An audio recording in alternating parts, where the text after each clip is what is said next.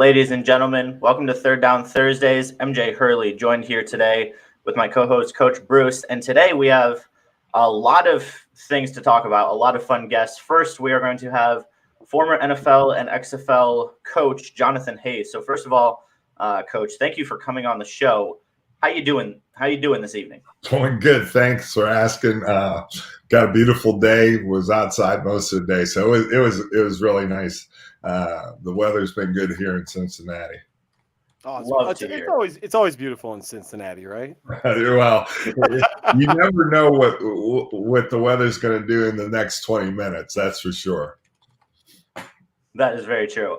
Coach, I'm just going to let you know right now. I'm a Packers fan, and I cover the Packers. And okay.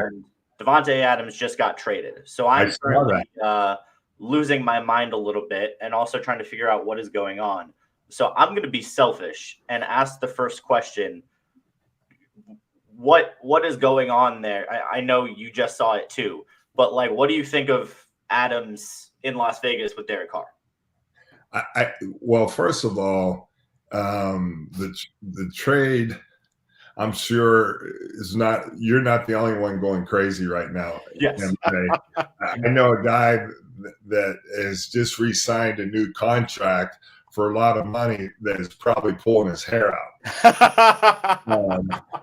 And to the second part of that, though, I'm sure Green Bay's looking at it about getting more collateral and being able to strengthen their roster. They probably realized they couldn't fit him under the cap. That was going to be the biggest issue. Let's be honest. It comes down to finances. Had nothing to do with what type of football player he is, but financially, he probably just couldn't fit, and they couldn't be creative enough to make it fit. And so they did the next best thing, which I'm sure they went through all these scenarios anyway to try to get some collateral so that either they can trade these draft choices to get a free agent or trade them to someone else that they really want, or use them in the draft and find some good players. It hurts, but at the same time, your logic makes a lot of sense. It's a move they had to make, and from what I'm hearing, what other people are putting out there, it's a move Rodgers was aware of, which it's hard to believe the guy signed that kind of deal sticking around in Green Bay, knowing Adams was leaving. But then again, a lot of his friends have walked out the door. Coach, is it logical in your mind that Rodgers would know the best receiver on planet Earth is walking out the door and he would still stick through it for another 3 years? Well, here's what I'll say. I think if they can retain most of the guys in their offensive line, they had a couple of young receivers coming up that he felt comfortable with. And probably the biggest key point is, how do you replace a player of Davante Adams' playmaking ability? And obviously they must have felt somewhere in the draft there's that guy. And it's just like anything, it's going to take time and patience for whoever that player might be. And also, like we were just talking about, it could be someone they might trade for. Now they have collateral. They have 2 draft picks. They can trade to get another receiver that might not cost them as much as Adams would cost them. So, but might have the playmaking ability, not quite the playmaking ability, but in that class. And so, at least now they can make moves to allow themselves to get under the cap, because if they use them for draft picks, they'll be under the cap. It's not going to, it's already set for them. And if they use them to try to trade, obviously it's not going to be a top tier player. It'll probably be a second tier player. So, Coach Hayes, like you've been obviously following everything going on like crazy. So I got to ask you, what's been the most exciting thing right now, aside from tonight, right before you jumped on with us, that you've noticed in the in the NFL free agency process? It'll be interesting to watch. There's a couple things. Russell going to Denver, which I think is a good fit.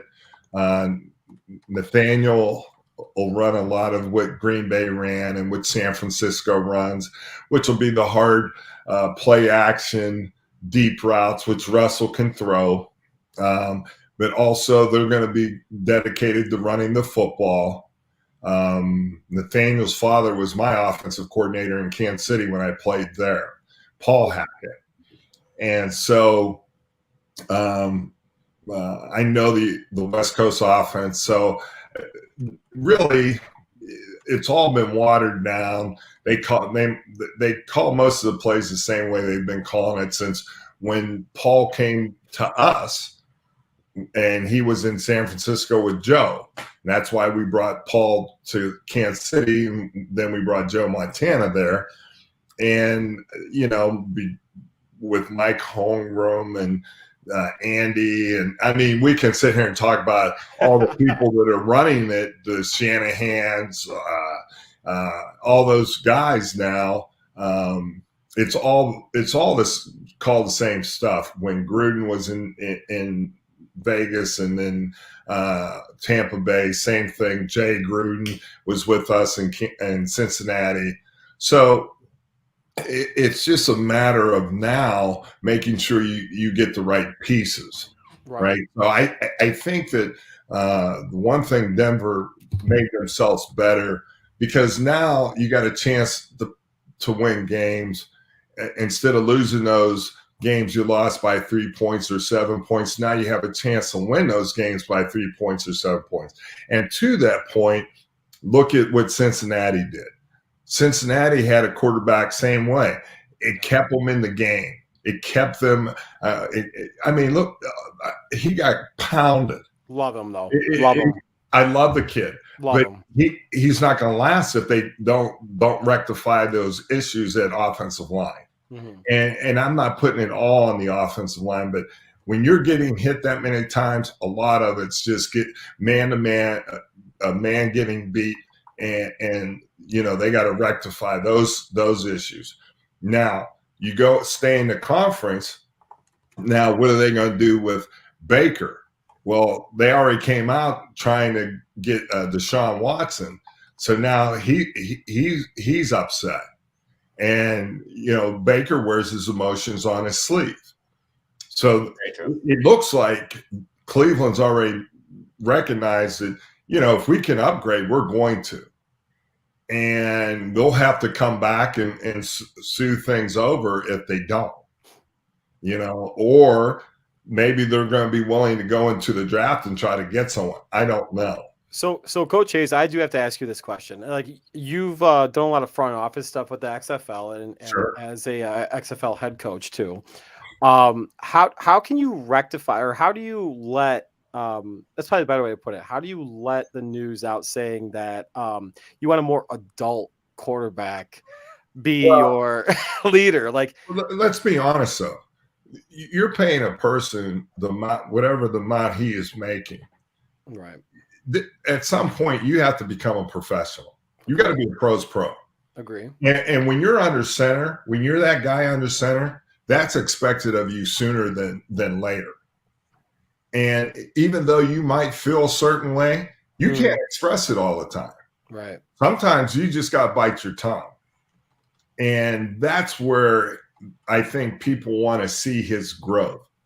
Is he a top-tier quarterback? No. We all know that. We know the pieces around him are what's going to make him effective and allow him to be a solid player. But if you think he's one of the top-tier guys, we all know he's not. Now, the good thing for them, or for Cincinnati, is right now there's no one else that has a quarterback in their division other than Baltimore. Oh, what are you talking about, Coach? True. We got the Steelers. The Steelers just signed Trubisky. Yeah. Oh my God. And I was going to get to that. Him and Rudolph, they're just guys that are going to keep the ship steady. They're going to tell them don't throw interceptions. They're middle of the road guys. I mean, yeah, they took. Let's all be honest. First of all, they took Mitchell way too early. So then he had those expectations on him that he was supposed to be this guy. Right. If they would have taken him where he belonged, somewhere in the second round, then they would have allowed him to develop. Yep. And that's the problem when you take a guy. Same thing with Baker. Baker was not the first pick in the NFL draft. Let's be honest. The problem, though, is Baker also is not the last pick in the NFL draft. He was probably a second-round pick or a late first-round pick, and that's where he should have been taken. But because he was taken at the very first pick of the entire draft, the expectations are so high, and then when the things don't work out, then everyone's disappointed. Well, you set yourself up for that failure. Let's be honest. You know, you got to, to me, and you see the good teams still doing it. You still build the team from the inside out. You're going to build it through your offensive and defensive lines. Then you're going to build it with your cover guys and your wide receivers. Obviously, you got to have a trigger man to make the plays, right? And when you get a top tier one, you know you have a chance. Now, is Jimmy Garoppolo a top tier quarterback? He's damn close. I mean, from what he has done, if you talk about in the last how many years, he's gotten them to an NFC championship game, how many times he's taken them to a Super Bowl. He's probably slightly below the top tier guys.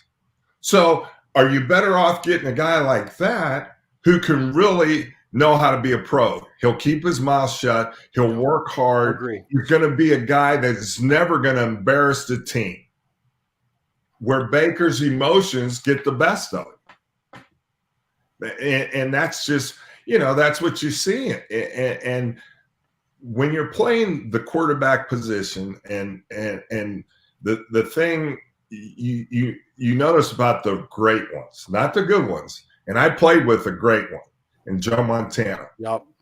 He never brought attention to himself. Never.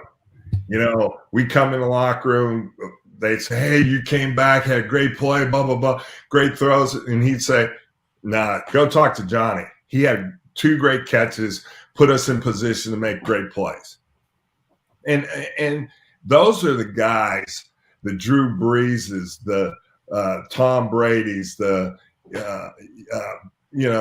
Ben Roethlisberger's, and even Ben early on, he struggled with being a guy that had too much too early, and so those things, it just doesn't come natural. You got to work at it. Look at Peyton and Eli. They were fortunate their father was able to guide them and give them experience and give them advice and tell them, hey, let's be smart here. Let's use our head here. Those are the guys constantly that you see that are, they're not gonna embarrass you. And those are the guys that are going to create a stable foundation for your team and allow you to have continuity and chemistry. No, I agree 100%. So Coach Hayes, I actually did want to talk. I was super excited to have you on because I was a fan of the Bengals back when you ended up with the tight ends coach with the Bengals when Andy Dalton was going on. Yeah, and I love that team.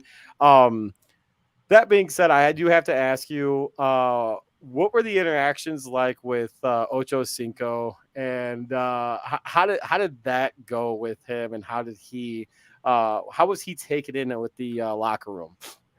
So when we first got there,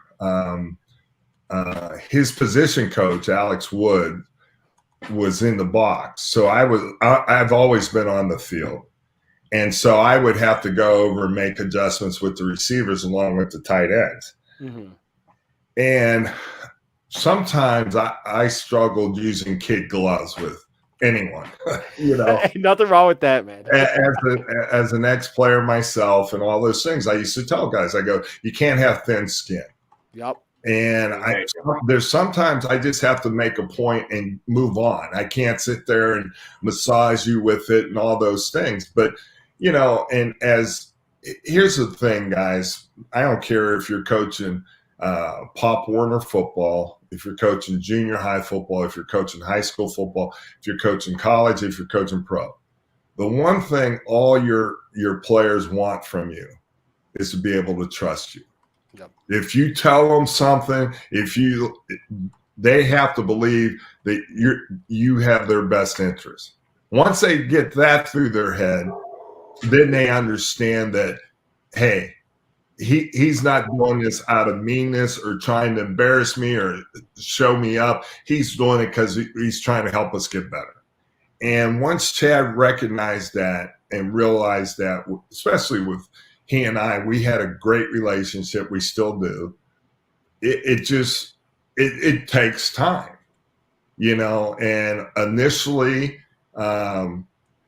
he had some success even before we got there. Yeah. Oh, yeah. But it wasn't what he was looking for because they weren't winning games. And we worked really hard to make sure and tried to, and we kept massaging it. And Marvin, I give Marvin credit to this day. What a great job he did. And that's why Zach has it so good now by the foundation that Marvin had built there. But Chad, it took quite some time, and it's still at times, we're on a slippery slope with me. Very high, passionate, loved the game, played with his emotions. Yeah. And of course, if you don't have those in check and you can't allow yourself to grow and make sure that you are on the same page with the rest of the team, of course, there's a lot of failures that can happen. And eventually, it just wore itself out.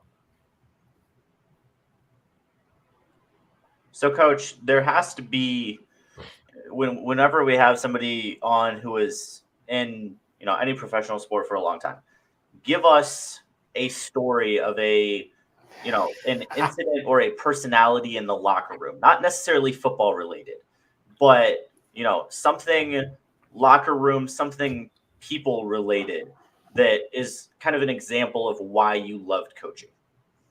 Oh, why I love coach? I thought you were going to say why I love play. Why I love coaching. We can do both. Hey, we can do both, Coach. I'm not going to limit you. Well, believe me, I want to hear the player stories because I'm sure those are a lot more fun. Well, when I still play in Kansas City, we got Mike Webster in free agency. He came from the Steelers, had been a Steeler his whole life, came from the Steelers. Well, if you know my background, I grew up in Pittsburgh, huge Steeler fan. So they put Webby right next to me in the corner locker. And I'm right. I'd had my locker, for the 8 years or 7 years when Mike got there. And I'll never forget. I go, hey, Webby, when I was a kid, I asked you to sign an autograph and you poo-pooed me. It was during training camp and it was hot and he had signed 5 million of them. But, he's going up the hill to in Latrobe and he's going up there to St. Vincent Hall and he was tired and he's just like, he probably didn't have any left in him. So the very next day on my stool was an autograph picture of Mike Webster to me. That's awesome. Obviously, he personalized it. That to me, the brotherhood is so deep, and I have it to this day. That's awesome. And so, that means so much to me. It really does. And then from a coaching standpoint, I have so many great guys that I was blessed to coach. Reggie Kelly was the standard when they came in our room, not just as a player, but as a person, and how you conducted yourself and how to be a pro. And he really did help Jermaine Gresham in a lot of ways. And that meant a world to me. And then Tyler Eifert came into my room. And then I was fortunate enough to have Ryan Hewitt. And then I had Tyler Croft and CJ Uzama. And those guys are still playing. I had Matt Schobel and Tony Stewart was before those guys. And Brad St. Louis, who was our long snapper, but also back when I first, and this went on when I was playing, but they continued it when they in Cincinnati. Well, the backup long snapper also was the backup tight end, or the starting long snapper was the backup tight end. And so Brad would have to play in games at times. Mm-hmm. And sometimes, I'd have enough, but sometimes I'd have to break the glass and blow out of the emergency. How did Coach Lewis feel about that? Well, no, Coach Lewis, that's how we had it constructed in case someone got hurt. Right. And so that's the way we had to do it. And so I had so many good guys come through our room, and, I coached the H-backs and the fullbacks, and coaching Domata Peko on short yardage and goal line, and we're going against the Steelers, and it's still a highlight tape when Domata ISOs on what's the long-haired safety for this Polamalu. And first thing it hit on Polamalu was his head when Domata hit him in the and it was picture perfect, rolling the hips, coming through with hat in hands and just knocking a guy out. And then I had Sam Hubbard, who's now, a star for the Bengals. And Sam, was a backup and playing, but, those are the guys that make a team. They're the foundation of your team. And those are the memories that when you're sitting there coaching them after practice and you talk, hey, okay, now you're going to take this step, we're going to hit with this foot, all those things, you can never replace that. And to this day, I love it. I was fortunate enough this January to coach in the NFLPA game. Coach Lewis was the head coach, and I was his offensive coordinator, and we had a great game. We ended up coming back and winning 25-24. And, we're driving down, and I had forgotten how Coach is. And he's like, Jonathan, you got one? You got one? And he's working me the whole way down the driving. I mean, we throw all goes. And I go, Coach, I got it. So I call the most basic play, call an ISO play. Right. And we pop it for a touchdown. Well, we got to go. Was it to the right? Yes. You were a tight end side, didn't you? Oh, of course. Of course he did. Of course. But the best part was then he says to me, hey, you got a 2-point play? Because he didn't want to kick the extra point. I said, Coach, I used all the 2-point plays to get us back in the game. I said, but I got one more. So we score. We go down. Rod Woodson's the defensive coordinator. Oh, great dude. Yeah. Well, now Rod just got one of the jobs in the XFL, for the Vegas team. But anyway, and Rod gets a stop, and Terrence Matthews walks up to me. He was the wide receiver coach. All the coaches were ex-NFL players and coaches. And so he walks up to me and says, this kid's been pulling them left the whole game. He goes, Coach, I'll bet you Coca-Cola he pulls it left. I said, okay. He yanks it left. I go, how about that? So we win the game. And you would have thought we won the Super Bowl. Those players ran, jumping around. And then I coached back a couple of weeks prior to that down in the Hula Bowl with some of the great coaches, Wade Phillips, Ron Turner, all those guys. And we had it was such a great week seeing those guys. Bob Sanders, my brother Jay, Timmy Lewis. I mean, great coaches. Just, Jay was my defense coordinator in the XFL along with Timmy. They were co-coordinators. And I tried to get Chuck to come down Long, who was my offensive coordinator. I mean, it was a great time. We had a great time. So, for me, guys, I'm the most blessed guy there is. I've never worked a day in my life, to be honest with you. I've done the things I love the most. I got 4 great kids. I got a beautiful wife and 2 good dogs. So I'm loving life. Absolutely nothing wrong with that, Coach. Absolutely nothing wrong with that. Appreciate your time and everything you've done. Would love to talk to you a lot more about your experiences and a little bit of conversation about Joe Montana. I would love to hear that and the interactions with Ocho Cinco too, though. Well, Bruce, I got to tell you a quick story if I can. If I can, I'll get off. But so when Joe retired, he goes to Kansas City, and I still lived in Kansas City. So he has his retirement thing there in Kansas City. Mm-hmm. And I'm there, and I come, and I say to him, I said, okay, the fraternity's going on, the cutting horse fraternity. That's a quarter horse. You go down, use your horse and get on horseback, and you sort through cattle. And I had gotten him hooked on it. And I said, come on, we're going down to Texas, down to Fort Worth, and I'm going to get you some horses. Mm-hmm. So as soon as his retirement party was over in Kansas City, we get on a plane. We fly down to Texas. I was showing a horse.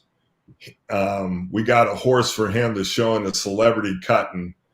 And I don't know if he bought 5 or 6 horses. Oh my gosh! And it was the greatest. He's like, "Fuck it, I'm gonna." It was the greatest. Oh, it was the greatest couple of weeks. It was awesome. That's awesome. It was awesome. Appreciate you, Coach. Thank Coach, you so much.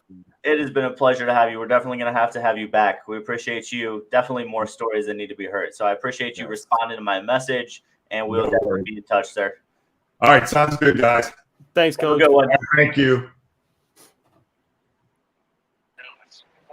All right. Wow. And with that being said, transition right away. Mike, first of all, thank you for coming on the show. I hope you appreciated a couple minutes of old NFL stories that you heard while you were waiting for us. Oh, nothing better. Listen, growing up with my dad being who he is, I have heard about every old NFL story and then some. Dude, love it. You have to appreciate it anytime you can hear it, Oh, yeah. Oh, it's the best. One, I mean, I was fortunate growing up.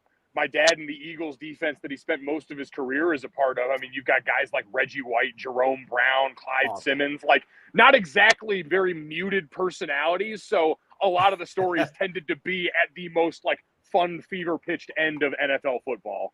And they should be, right? So, oh, absolutely. Absolutely.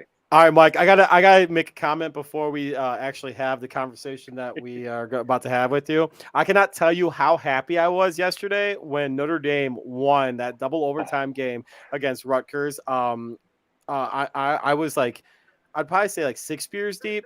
Bruce, you probably had a bet on it too, didn't you? And I had a bet on it, so it worked out well for both of us.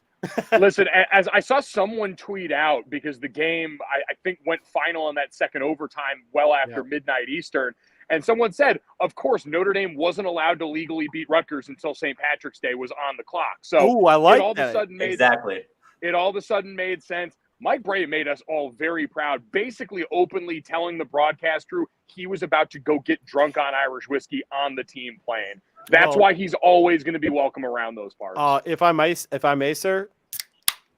All right then. There we go. Listen, nothing wrong with that. I am down at a pier by the beach in California, watching tons of guys in green pour into these bars, ready to drink their hearts out. So you are right at home. So that is amazing. Yes, it's that. Sorry, I don't know if you see that. Yes, it's number 9. I do. Okay, so Mike, I'm gonna be really selfish here, and I think you retweeted the tweet where you saw this. So I'm a Packers fan. Bruce is a Bears fan. We bicker a lot. Bruce is very happy right now because Davante Adams just got traded to Vegas. Our producer Richie is also a Packers fan. So Richie and I are a little bit in shambles right now, trying to figure out what's going on. Give us your unprofessional take, because we're not very professional here. Give us the unfiltered, what in the world is going on right now? Apparently, the NFL decided they weren't going to give anybody a chance this offseason. Like, that to me, just every time we get this lull where, March Madness and college basketball are finally going to have their time of the year. The NFL continues to come in Bigfoot. And it's ironic because the first time this happened was Selection Sunday when Tom Brady decided to usurp the Aaron Rodgers news and announce he was unretiring. And now we've got the Packers back in the mix with this. So, listen, I just think somewhere along the line, Roger Goodell and everyone decided, you know what? We've had a great time with Patrick Mahomes. Justin Herbert's done some cool stuff. We're just going to go ahead and make the AFC West, the NFC West, and the old NFC West combined into one giant hell division that's going to rule football. Oh my gosh. And the poor Los Angeles Rams, I covered the Rams last season, and they have the AFC West this year. Fresh off a Super Bowl, they have to run through that gauntlet as well as their own division, which is always really tough. I mean, you can't feel bad for a defending Super Bowl champ, but if you can, it's a really rough way to try to repeat. Yeah, it is. At the same time, it's interesting to remember. I think the Rams went into the postseason as like the somewhere around like the 5 or 6 seed. So It wasn't like they were near the top of the conference going into the postseason. It was their first year melding and meshing, and it's not like they've stayed totally out of the business. Obviously, you lost Von Miller to that deal going to Buffalo, but you sign Allen Robinson, which probably means you're going to have the end of Odell Beckham Jr. in a Rams uniform. But with Cooper Kupp getting being back, Robert Woods getting healthy, that's still going to be one of the more potent receiving cores in an offense that's now in its second year with Matt Stafford at the helm and coming off that Super Bowl win. That, listen, once you see the ball go through the basket on that stage, you've got such a decided mental advantage going through the postseason with a coach and a quarterback that already had so much on their plates and on their resume that was going to help you in those spots. So it's a tough road to go for the Rams, but it's not like, again, they were the 1 seed last year and we're predicting this massive regression to the mean. Agree. All right, so you obviously is Allen Robinson. So I'm going to be selfish now since we talked about the Green Bay Packers. The Chicago Bears have Ryan Poles as their new GM now. They have a new coach in Eberflus. What are your thoughts on what the Chicago Bears have done in this offseason and the moves that they've made? Yeah, well, first off, shout out to Ryan Poles. You got a beef GM now here, former offensive lineman in the chair. So I'm always going to support the thick GM. But listen, on a personal level, I was happy Allen Robinson got the hell out of there. I think Justin Fields is going to be a really good quarterback now that Matt Eberflus and that team are going to do what we didn't see Matt Nagy do for the majority of last year, which is tailor the offense to the strength of your quarterback. That was a constant point of tension. And on that offense, something that they just couldn't reconcile for one reason or another. Maybe Matt Nagy was really always just too married to what he thought they should be doing based on what he had done in Kansas City. I'm thrilled for Allen Robinson. That guy has been through quarterback hell in a Bears uniform here. And a Jaguar. Yes, all the above. So he's finally going to get to go to a place with a quarterback with what we saw he did for Odell Beckham Jr. and the way people talked about him going into last year. That's a big win. And honestly, this is probably where the Bears should be, right? You've got your young quarterback. The timetable wasn't going to be there for Allen Robinson. Go all in on kind of reshaping this team right now. Take some of those assets and start to build up the offensive line in front of him, because we know that was a nightmare for this team last year. And start to take some of those things that Matt Eberflus saw up close and personal with how they built that roster in Indianapolis and really built it from the inside out on both sides of the ball. So what do you think about their recent signing from the Green Bay Packers of an offensive lineman, Lucas Patrick? Patrick, yes, thank you. Listen, it's a start. And offensive line is becoming one of those positions where the way that we talk about what you need to be successful there is starting to shift much more towards. And I saw someone posted about this on Twitter the other day about I'd say the last 10 drafts, we've seen a shift towards fewer offensive linemen being selected in the first round and more in the second and third round, finding those guys that are maybe not going to be your first team all pros, but where you can get a lot more in a bundle of guys that are above average players, guys that may flirt with a Pro Bowl every once in a while, because in that position group specifically, one superstar can certainly help you. I mean, as a former offensive lineman myself, I played with Zach Martin as my left tackle in college. Knowing we could have him on an island and send help towards my side was always a huge help. At the same time, you're only as good as your weakest link on the offensive line. And so if the Bears can start to do that, acquire kind of like what we've seen from the Cincinnati Bengals, a lot of solid mid-level veteran signings, maybe no superstar in the mix just yet, but that is a philosophy I think could be something to watch and pay attention to here as we go forward in the NFL, because we know that position is especially difficult to hunt right now coming out of college football. I just hope they don't have Fields get killed like Burrow did in the playoffs this year. Yeah, well, and that's always the interesting part with this is figuring out how to tailor your offense to your young quarterback. And with Burrow, they just ran the offense that he ran at LSU, right? They said, we can't protect him, but we know if we spread it out 5 and 4 wide, he can get rid of the ball quickly. That's not necessarily Justin Fields. They ran, a fair amount of that when he was at Ohio State. But for him, again, I think he's great on the move in the pocket. It's so many of the things that we've seen in the NFL right now with modern pro football and so many of these teams running that Shanahan tree of offense where if you get him on the run, if you let him go and air that out, there's a really good quarterback who's really accurate outside the numbers and down the field that you just have to protect enough. And a lot of these modern schemes help that out. So, Mike, I'm going to ask you a question about your playing days. And let's go. Something that Bruce and I really like asking. And again, I'm going to ask for an unfiltered answer, well, as unfiltered as you can give. You could swear on ours, just so you know. Do you still work for ESPN? I do not at this point. No. Okay, so doesn't sign my checks anymore. Yeah, so you can swear. You can swear. Okay, beautiful. So, are you drinking beer right now? I've only had 2 so far. I'm out behind the bar at this point. That's what I love to see. That is dedication. Thank you, Mike. You should have a beer in your hand right now. I don't know what the open carry laws are around here, so fair. I wanted to kind of at least tread on the side of that. So if I, whenever I do start a new job here, I can walk into that without a prior on my record. Fair. Okay, fair. No, okay, yeah, that's a fair point. But Mike, we love asking offensive and defensive linemen, tell me about trash talk. So you're lining up against a guy. Number one, what was your go-to if you're trying to get in a guy's head? We'll start there. We have more questions about trash talking in the trenches, but we'll start there. What's your go-to if you're trying to get in a guy's head? See, I'll say this. I was always like the kind of like the Andrew Luck, kill him with kindness, because, and I've never heard it phrased better than this. Zach Strief, who was the right tackle for the New Orleans Saints for a whole bunch of years, him and Jari Evans manned that right side of the offensive line for Drew Brees for a long time. And I remember him saying when I was in training camp with them, you don't get bonus points for blocking him when he's mad. And he was talking about Akeem Hicks when he said that, who may be the truest example of that ever, because Akeem Hicks, one of the nicest men I've ever met, a Canadian, a real sweetheart off the field. Canadian. He's a big maple syrup guy.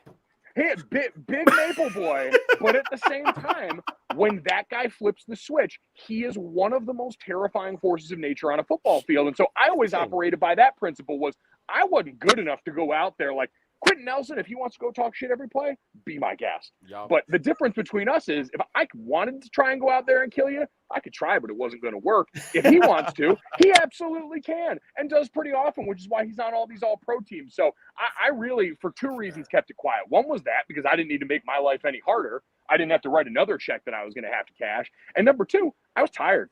Like, I was big. I was not in as good a shape as those D linemen. And so I made sure I conserved energy. My trash talking was usually 2 words, and the first one started with F. I was walking back to the huddle trying to catch my breath. Like, I didn't need any of that extra stuff. Oh, my gosh. I love that. So then the second thing we asked is... Although I will say, I'm sorry, just because I remember this now. There was only one instance where I ever actually had to dog some kid out. It was my last year. We were playing Michigan State. Kid. Did you get a rookie? You got after a rookie, didn't you? Well, no. So this was in college, but he basically was, because we were on the road at Michigan State. It was always one of my favorite places to play. I think East Lansing does an awesome job of making an environment up there. And we had finished that game. I think Michigan State was ranked 10th at the time. We beat them 20-12. And the game was over by the end. So we're in the best formation in football, two tight diamond, victory kneel. Yep. And we come in there, and my least favorite thing on earth is when D linemen feel like firing off into the victory go at kneel. it. Yeah. Well, and this kid comes in bright-eyed and bushy-tailed with his clean-ass jersey from the sideline, clearly hadn't played another snap in this game, and he fires off there. And there's a picture somewhere of me just pointing up to the scoreboard. And I said, listen, buddy, you had 60 other minutes to affect this game, and the coaching staff clearly didn't think enough of you and your clean jersey to make you a part of those 60 minutes. So you need to chill out over there while we go and finish this game out. That is the only time I've ever popped off on someone, because it was the thing that pissed me off the most was guys firing out during that final snap. I'm not even kidding right now. I'm trying to find that picture.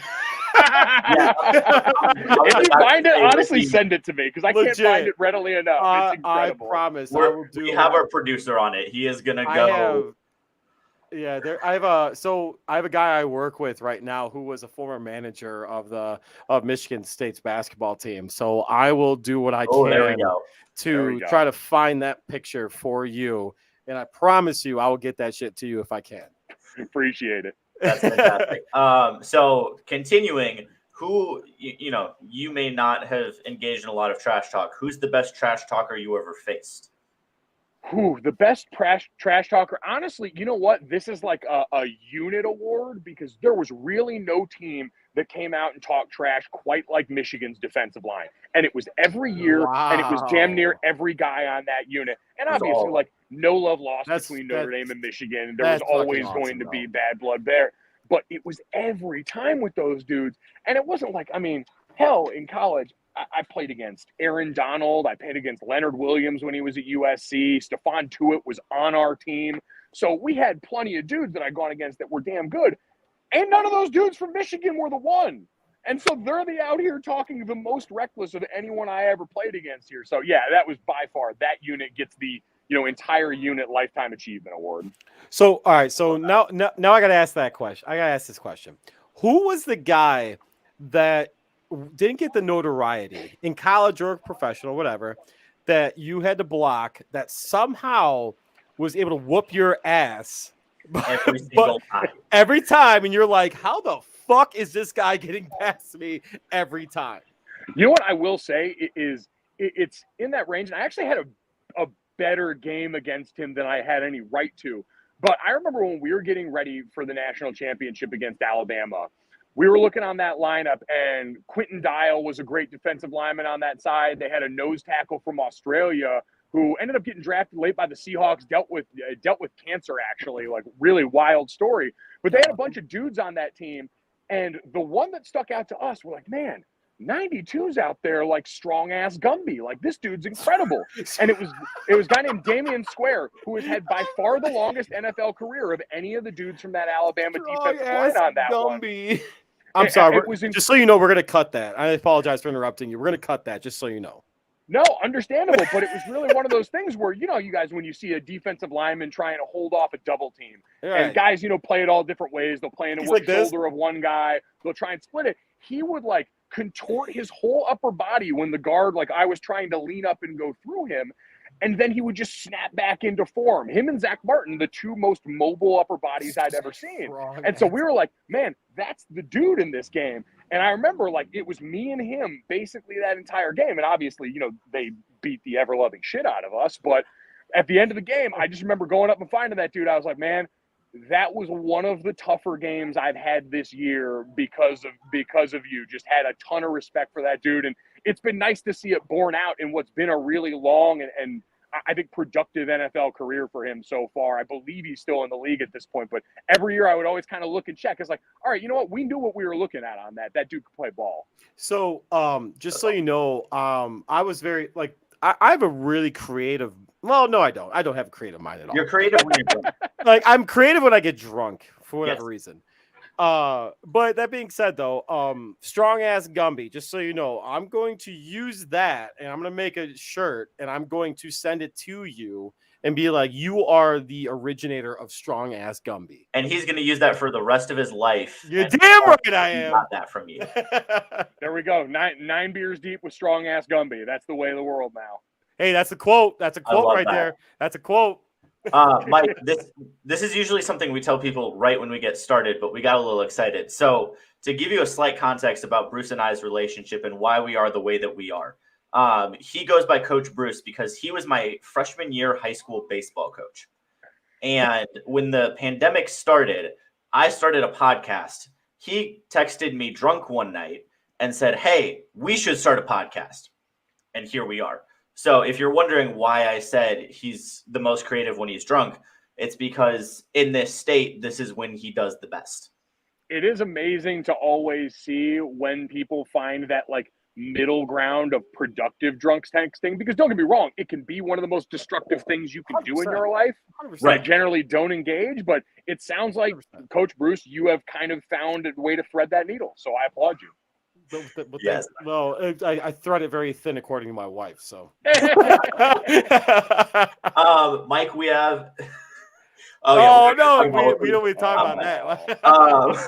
But Mike, we have a question from one of our viewers that I'm going to throw up here. I'm sure you are a basketball fan, and with March Madness starting, what does your bracket look like? Final Four specifically, and how are you doing after today? It hasn't been too bad so far today. The Iowa upset, I'm sure, like a lot of people, was one that hit me pretty good on all this. Memphis being able to pull it out was huge for me. I've got them going pretty far in here. I don't remember my full Final Four off the top. Like, I've got Gonzaga in there, obviously. I've got Arizona in there, obviously. I think I have Duke snaking their way into there as well. So I got a little. I don't know about that one, Mike. Yeah, no, listen. Sorry, Mike. Listen, I gotta. I'm not really the guy that does like the conference thing. Like Notre Dame is in the ACC for every non-football sport, so I tend to watch a little bit more of them. So I've seen Banchero and those guys. I had a good laugh at the expense of Duke finding a way to lose Coach K's final game to their biggest rival. How crazy was that, by the way?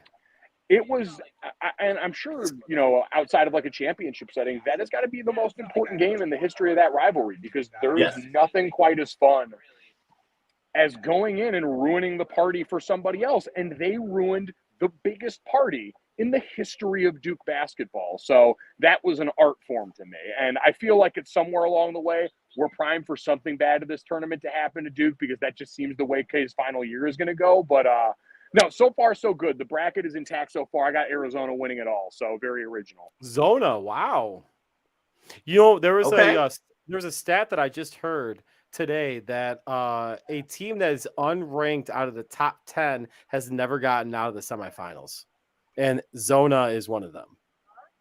Interesting. Yeah, listen, and I can also be honest on this one too. College basketball is my favorite because I don't live and die it during the year. I'm not doing this with any sort of like true analytical system. I'm like it is my favorite time of year, because I come in and all of a sudden now I will become an expert. It's like the Christmas Day NBA game. The season starts right now. Same. Mike, we got one more question from a viewer, and it is the favorite teammate you have ever had. And we are going to make you answer this, because I know this could get you in trouble, and you can qualify it however you'd like. But you are going to answer this.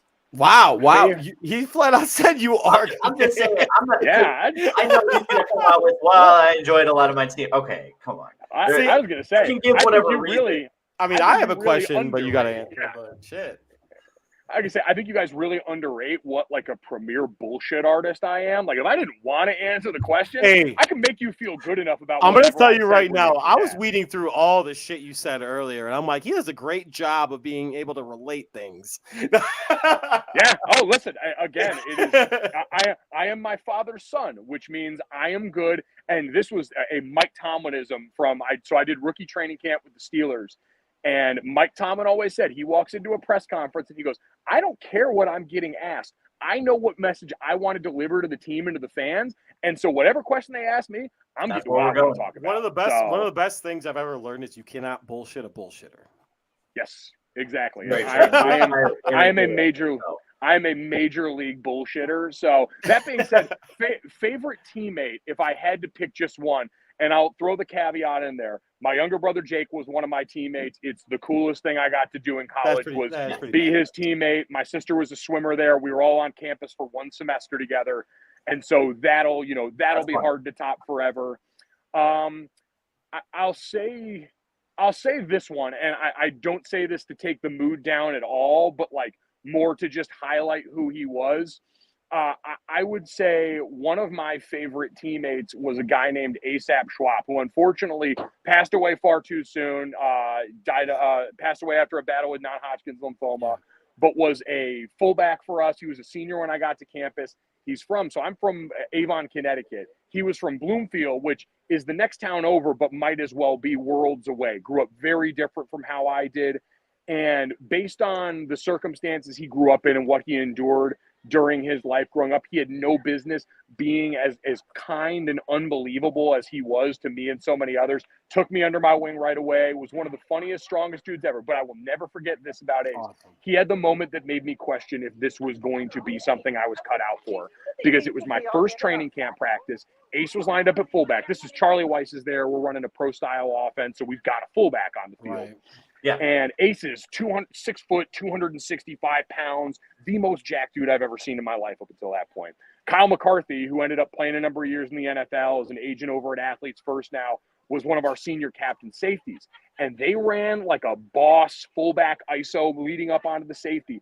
It today is still a hit that I can hear if I close my eyes at night. I love that. I just remember looking around and I was like, I don't know, man. Like, I watched those two guys both shorten their existence on this earth on that hit.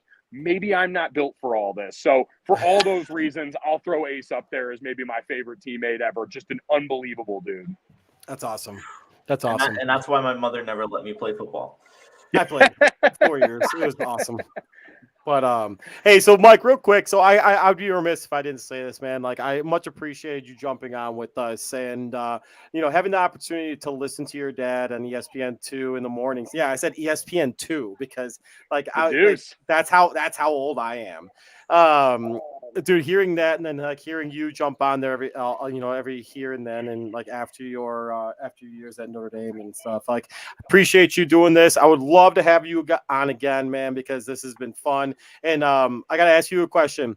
2 things: what's your beer of choice and what's your shot of choice? Because when you come to Chicago, you damn well better connect, because I'm gonna get you both. Yeah, and I can tell you right now, I'm not doing the Malort shit. No. Chicago long No, enough. I don't do that either. Some of y'all trying to You're good. My way. We're No, not going to do it like that. I don't do that either. I don't do that shit. That's for like the kids that are like, oh, try this. No, I'm good. Yeah. No, I had enough tee boxes over the years where I had that forced on me. Yeah, exactly. So I went to school 90 miles west of there. So right. I unfortunately have dealt with that. But beer of choice, especially for today, we'll go Guinness, not just because it is the official beer of the Notre Dame Fighting Irish, but also because it's St. Patrick's Day, and I never stop. I never stop. Sponsor, motherfuckers. No. Oh my gosh. Listen, if they send me a few freebies over the year, maybe. Exactly. So you said it on our show, so shit. Yeah. We'll go with Guinness, and if we're shooting, I usually right now have been shooting tequila. I've gone clear over brown at this point. I used to shoot Jameson, but I used to do Jameson was always the one. That's my go-to, Jameson. Black. You know what? If I come to Chicago, we'll do Jameson. I would love your turf. If you golf, let me know, man, because I'm a big golfer. I golf very shitty. Same. Me too, Hey, I drink beer and golf gets in the way, so it works out perfect. There we go. Beautiful thing. All right, Mike. Well, it has been a pleasure to have you. Thank you for taking time out of your St. Patrick's Day adventures to come talk to us. Like Bruce said, it's been a pleasure, and we would definitely love to have you back. And make sure to hit us up if you're ever in Chicago. Yes, sir. Absolutely. Thanks for having me, guys. Appreciate it, Mike. Thank you, Mike. Have a good one. What a guy. Wow. 2 things, Bruce. Oh, here we go. Number 1, that may be the most editing that Richie will ever have to do after a show, with the amount of stories, clips, and incredible moments. Wait, all right, we're putting him on. How do you feel about Richie is losing his mind right now. How do you feel about that one, Richie? Bruh, it's gonna be a grind. It's gonna be like I'm gonna be about to send like 20 freaking videos, dude. You shouldn't be upset about it. Nah, it's okay. I'm all good, man. I'm all good. I'm ready to go. That's fantastic. So for everybody watching, first of all, thank you for guys being on for Coach Hayes, who we definitely have to have back. There are so many untapped stories there. We didn't even have 100%. time to ask the man in depth about Joe Montana. Right. It's just a crime We had against humanity.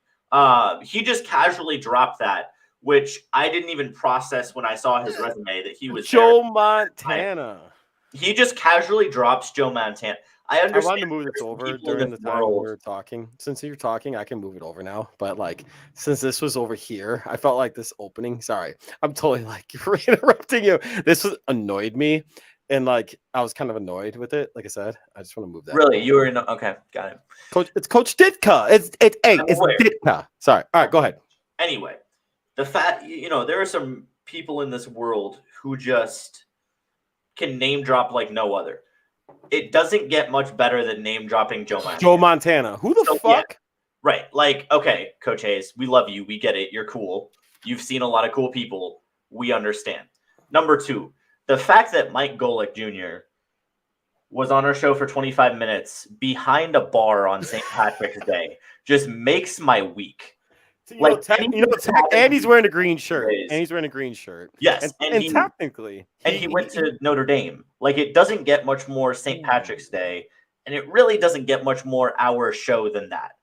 Like, the man took 30 minutes out of his drinking to come hang out with He us. only said he had 2, so he's fine.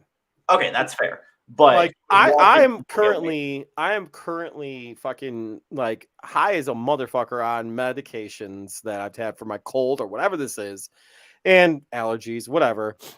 And I've had beers. I'm very proud of you, Bruce. You said you were texting us. You called me, and you were like, "It's going to be a flu game for Bruce. It's a flu game. He's got to make it through." And this was a very good flu show. It was wait, hold on. Hold on. We got Tep's return saying, "Dude, Davante." All right, so we got to talk about this. Right. We're real quick before we go into our next segment. I guess I want to get your reaction to this, MJ, because we touched on it a little bit with both of our previous guests, which was awesome. But like you being a huge Packer fan and having the connections that you have as a writer, thoughts? 2 things. Number one, as a fan, obviously it makes me really sad because when I first started at Primetime Sports Talk 2 years ago, when Rodgers and Adams had like their historic seasons, right, in the middle of the pandemic, legitimately one of the things that like I was able to rely on was for the entire NFL season, I got to watch Rodgers and Davante.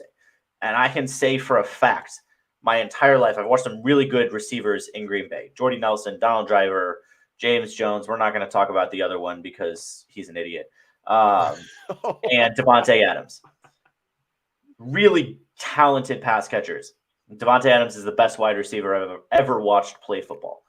So, obviously, as a fan at heart, wait, hold on. Packers, it hurts. You just said Davante Adams is the best receiver you've ever watched play football. Yes. I'm not disagreeing with you. I'm just like emphasizing. Yes. Okay, wow. I did say that. Go ahead. So that's my reaction as a fan.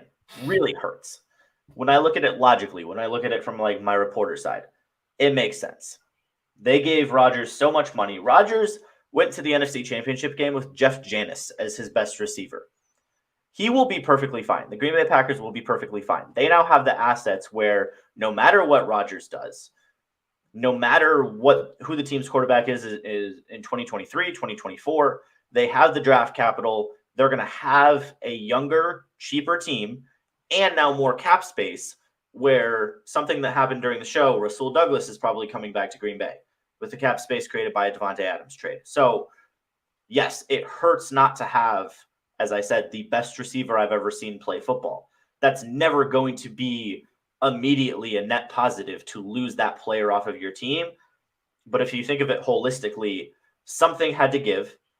And at the end of the day, what Rob Domofsky and I are hearing is that Adams was offered the same deal 5 years, $141 million. Richie, did you hear that? Did you hear that name drop right there? You just did. Yes, I did. I can't name drop Joe Montana. I'm doing. Hold on. Wait. I'm sorry. I just added you into this shit. Did you hear the name drop? Oh wait. You're muted, my guy. You're muted, dog. You're muted, my guy. I mean, yeah, I heard it. Really good producer. Thank you. Well, he just brought me in on the fly. I totally did. I'm sorry. I love it. No, I heard it. I can't name drop Joe Montana. What do you want? I mean, I met the guy too, so I mean, kind of, sort of. So I mean, yeah, exactly. Richie was there too. It's fine. Yeah, so sorry, Richie, my bad. Yeah. Adams was offered the same thing by Green Bay. This was his decision ultimately, not Green Bay. So I'm not seeing this like Green Bay didn't want him back. They worked with what they had, and now they're going to do their best to build a roster around Aaron Rodgers the way they have since 2008. I have faith in the Packers front office. Logically, they're going to be able to do a lot with 2 first-round picks, 2 second-round picks. A receiver, Richie and I really like, Chris Olave from Ohio State. Packers met with him at the Combine. That is now a guy, if they trade up, they have the assets to do so. If they want to go get him, if they want him to be their future number 1, they can do that. Also, trades are not out of the question. They have the money to sign a free agent wide receiver if they want to. How much cap space did they just save? Sorry, I'm totally interrupting. They saved about $22 million, depending on as of right now, they're not getting a player back. So if they don't get a player back, then it's about $22 million they save. If they re-sign Rasul Douglas, it probably leaves them with about $12 million extra. So that's tough. If it's like it depends on who it is, but that's around the value of Juju Smith-Schuster, who somebody you brought up before the show, Bruce. Oh, I would love him. Had interest in him last year, and he signed another 1-year deal with the Steelers. So, I mean, I wouldn't really want Juju there, but if I wouldn't be mad if that's the best they can get, and we can still go get a good rookie wide receiver. Like if my receiver room is Chris Olave, Alan Lazard, Randall Cobb, and Juju. He said Wookie. I'm mad. You said Wookie. Okay, cool. All right, no, like no joke, no, like so you're not wrong. The 2 sides, like they're all better than Jeff Janis. I'm interrupting you. I apologize. Go for it. But I was actually like hoping, and before the show, I haven't even said this. So this is hi. What? Hi. Why do you keep doing this? Why do you keep doing this to me? I didn't mean to do that. I didn't do anything. That was all him. Anyway. No, I was not. I was just as shocked as you were. Okay. I was here on my laptop. I didn't touch it. Oh, that's what happens when people don't know what the fuck they're doing. Okay. Also, real quick, I love the fact that people on Twitter are trying to now create some narrative over Aaron Rodgers being like a terrible human being or terrible. Oh, that's dumb. All right. So, to be honest with you, Adams played with Hard in college. Like, can I call timeout to this? Because like, let me comment on this. Thank you. Because like you're a Packer fan, and I'm gonna get heated. You might get you are heated, obviously, but at the same time, though, like, yeah, no, believe me, Aaron Rodgers wanted him to come back. If anybody thinks that that's not the case, like, of course he did. He was the best receiver in football, and I said it. I don't give a fuck what you say. I said it. No, stop. Nothing was wrong with that. Like, I'm like, MJ can articulate it way better than I can, but everything that the Packers did was the right thing from what we were told. And I shouldn't say what MJ was told was the Packers were offered the same contract to Adams, and Adams said, no, it is what it is. All right, done. All right. So real quick, I remember what I was going to say. So here's what I was excited about. And I was actually really happy about this, but not anymore, obviously, because Allen Robinson decided to go to the Rams. To have Mooney, Robinson, and the potential of having Juju Smith-Schuster on the Chicago Bears. I actually thought that would be a fun receiving core to have. What are your thoughts on that potential / disappointment in my eyes? The only issue with that is you still don't have an offensive line. I know. Oh, dude, I do like the. Okay, so I do like Lucas Patrick. What you brought up earlier, he can play the 3 inside positions. Right. 100%. And like James Daniels going to the Steelers, I'm totally okay with. Like, bye. Yeah. So you've got a guy now that You can plug in at any 3 spots. It gives 10 versatility. Proud of you. So yeah, I mean, I was really sad to see Lucas Patrick go. He's been incredible for the Packers the last few years.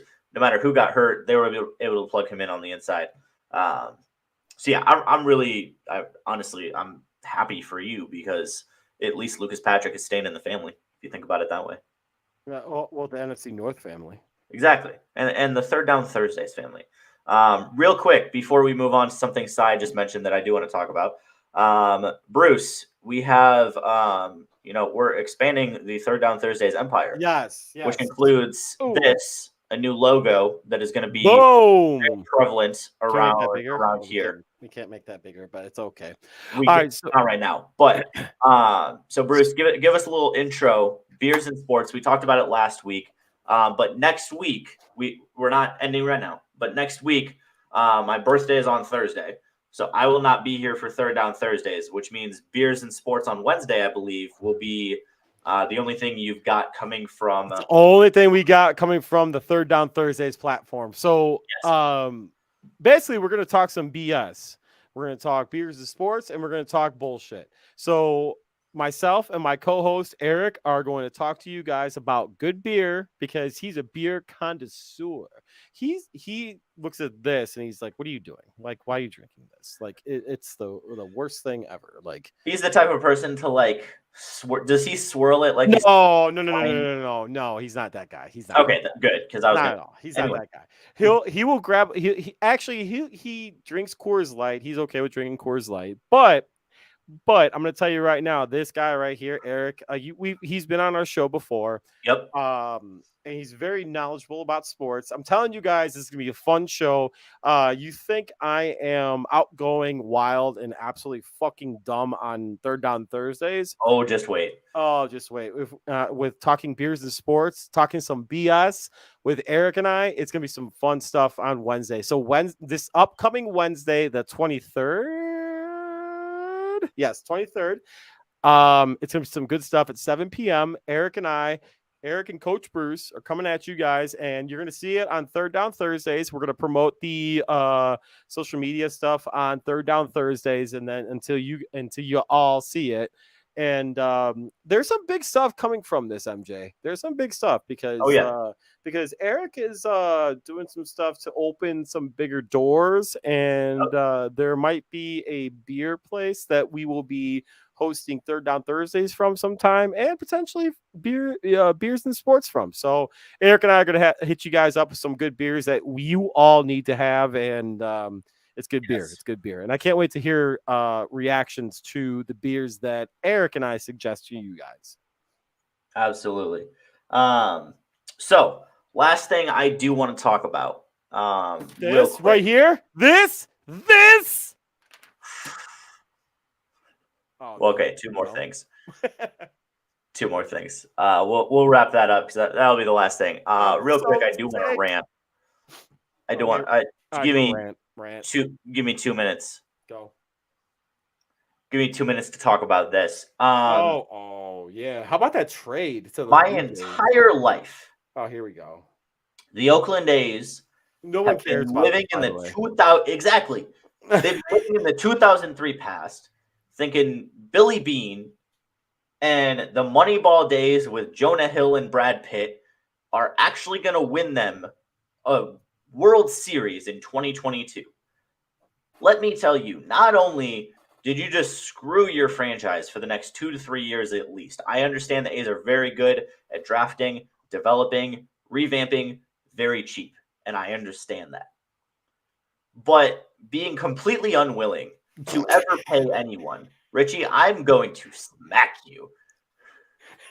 It's me. That was me. I'm sorry.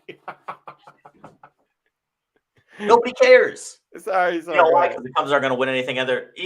Because that's the only money Ricketts is going to spend. That's what we got in common. He's spending it on Chelsea United. He wants to spend it on soccer. Go ahead. Exactly. Go ahead. Spend it on a soccer franchise. A's are spending it on not even getting a new stadium. Our sewers suck. Our teams suck. Our fan base is going to be pissed off. I'm mad. It's been this way my entire life. Really? You're going to trade the 2-time reigning Platinum Glove winner, Matt Chapman. You're going to trade Matt Olson, who's a perennial Gold Glove winner at first base and can hit you 30 home runs from the left side without even blinking. And then you're going to trade Chris Bassett, who's your best starter, to the Mets for nothing. That's a really good way, really good plan. Really good job, Billy Bean. I really like what you're doing with the place. Maybe get some new sewage systems while you're at it. Oh my God. I'm done. I'm sorry. All right. That's all I have to say. All right. So I deleted the banner already, but I'm gonna say I'm happy that the Cubs got Suzuki. Whatever. We'll see what happens. I hope he's not like fuck you, do me. Anyway. Yeah, I'm sorry. That's not, I shouldn't have said that. I hope he's not like Fukudome. Yes. And anyway, so your final four before we end the show. Your final four. My final four. I gotta find it. Where are my final four? Ooh. I've got Gonzaga. Yep. UCLA. Wow. Okay. Tennessee. And Wisconsin. Oh, so you're good. See, I got Gonzaga, Arizona, Kentucky, and I've already lost one. Fucking Iowa. Yep. New Mexico State took down UConn. That's unfortunate. So the reason I love UConn is because my first March Madness that I made a bracket for myself was the Kemba Walker year. Oh, well, yeah, he had that ridiculous game in like double overtime. And they won me my bracket challenge. Oh, that might have been that. But I had Iowa going to, what is this? I had Iowa going to Sweet 16. I didn't have them going past that, so I'm okay because I didn't have them going super far. But I do have some I predicted a couple upsets that did not happen. I predicted South Dakota State would win. They did not. That's really the only one I'm hurting on so far other than UConn. I'm doing pretty good so far, actually. Same. But you see this? Yes. Beers and Sports. Join us on Wednesday. Yes, sir. We are going to stream that from this channel as well, right? Yes, we are. Okay. And now that you actually have admin privileges, which I tried to give you in the first place, I just want to put this straight because you've been complaining about this for like. Wow, we're putting this on blast. I tried to give you admin privileges, and I did that before I paid for the new thing that allowed me to do more. And so I didn't know that after I paid for that, I could have multiple admins. I thought I could only make you and Richie co-hosts. He signed into my account because he's the producer. And then I didn't know I could give you admin privileges. So when I went to look for the password, I found that and I give you admin privileges so you can shut up now. Wow, so angry. Love you. Love you too. Dude, I cannot believe that I lasted this long. That's what she said. With how freaking like shitty I feel right now. That's fair. In any case, man, like I whatever. It's my Michael Jordan show. If this is my Michael Jordan show, I'm totally okay with it because we had for sure. We had Coach on, we had Golic on. Like I'm cool with it. And there's two things. We're gonna have Coach Hayes back for sure, 100%. And hopefully we're gonna have Golic back too. I feel like, and this may be a reach. It might be. I feel like it's gonna happen. No, it's not a reach. No, I'm gonna reach you. No, I'm reaching further. Oh. I want an in-person show with Mike. Oh, no way! I want a show in your garage with Mike Golic. I feel like if there's anybody that's like famous, right? That'll fucking hang out in my famous, garage. Right? If there's anybody famous that we could get to come to your garage, drink a couple Coors Lights, I'm gonna tell you right now, it's Mike Golic Jr. I'm gonna tell you right now, I can drink more beers than him. Okay, I'm proud of you. Really, he was an offensive lineman. You really think you can outdrink an O lineman? Yes. That's okay. I'm DMing him right now. Same. I'm going to DM him right now. Oh, that's gonna be good. Hey, Mike. Thank you for coming on the show. Just wanted to add another comment from Bruce. He claims that if you did a show in person with us, there we go. You could drink more beers than you. Feel free to rip him to shreds publicly on Twitter. He's more than welcome to. Open for that. On Twitter, you the man. Boom. Send DM. Wonderful. Now that we've just absolutely created chaos for the last hour and 15 minutes, Bruce, one of our best shows ever. I'm going to say it. Yeah, I think so too. I don't even really. I feel like The numbers are going to be what the numbers are. We've had some pretty good viewers the whole time.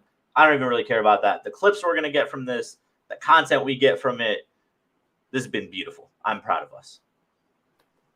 Same, but I feel like ass. I came home you should early probably, from work. go to bed. I probably should. I'm legit like done. Yes. So everybody who's watched, we love you all. We're done. Bruce. Hey, MJ. Yes. Love you, buddy. Love you. But fuck you.